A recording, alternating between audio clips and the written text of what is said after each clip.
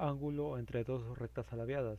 Tenemos a las rectas alabeadas L1 y L2 que determinan un ángulo. Para hallar la medida de ese ángulo vamos a hacer uso del siguiente método. Vamos a escoger a cualquiera de esas dos rectas y le vamos a trazar una recta paralela que a su vez sea secante con otra recta.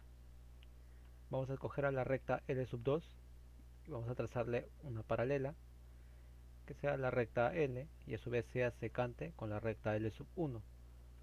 El ángulo que están formando L1 y L es el ángulo que están formando las rectas alabeadas L1 y L2. En el caso de que ese ángulo sea 90 grados, se dice que L1 y L2 son rectas ortogonales. Y debemos también tener en cuenta que las rectas alabeadas se pueden ubicar en planos paralelos. Vamos a ver el siguiente problema sobre el ángulo entre dos rectas alabeadas. Dice, por el vértice A de un triángulo equilátero ABC se traza el segmento AF perpendicular al plano del triángulo, tal que AF mide 3 veces la medida de AB. Calcular la medida del ángulo que forman FC y AB. Entonces, aplicando lo que acabamos de ver, yo tengo que escoger a una de estas dos rectas y trazarle una recta paralela que a su vez sea secante a la otra recta. Puedo escoger a la recta FC y puedo trazarle una paralela que sea secante a AB, o puedo trazarle una recta paralela a AB que a su vez sea secante con FC. Y eso es lo que voy a aplicar, que es la que más me conviene. Entonces voy a trazar una recta paralela a AB que sea secante con FC. Yo puedo trazar infinitas rectas paralelas que sean secantes con FC. Puedo trazar en cualquiera de los puntos de la recta FC, pero yo voy a trazarla donde más me conviene.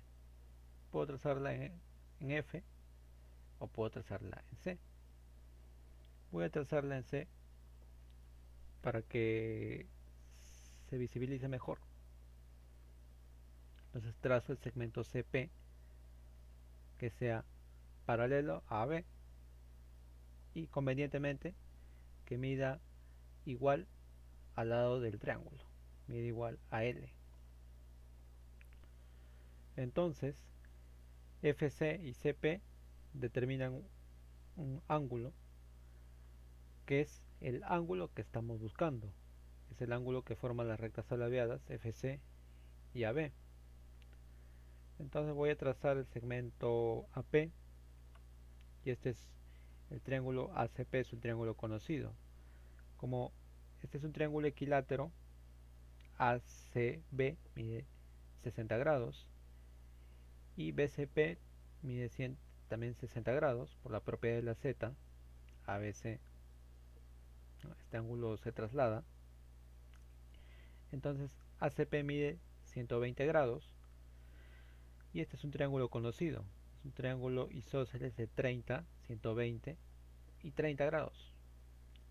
La medida del lado opuesto al ángulo obtuso mide igual a la medida del lado menor multiplicado por la raíz de 3. Entonces AP mide L por la raíz de 3. Y como AF es perpendicular al plano del triángulo, es perpendicular a todas las rectas contenidas en ese plano. Entonces FAP mide 90 grados. Y ahí se puede aplicar el teorema de Pitágoras. Por lo tanto, en el triángulo FAP, aplicando ese teorema, FP mide 2 raíz de 3 por L.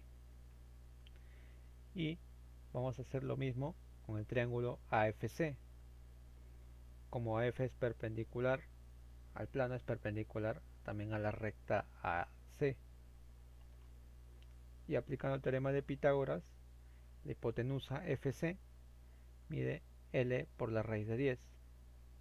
Ahora vamos a sacar el triángulo FCP para visualizarlo mejor.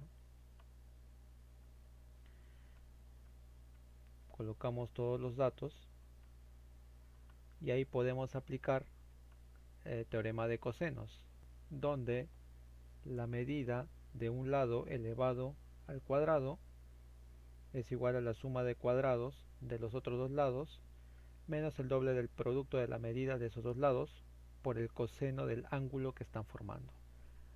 Reemplazando los valores, tenemos que 2 por la raíz de 10 por el coseno del ángulo que estamos buscando es igual a menos 1.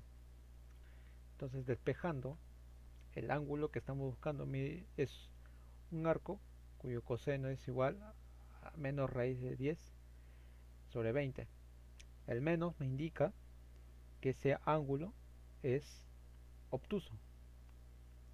También una respuesta válida es arco coseno la raíz de 10 sobre 20.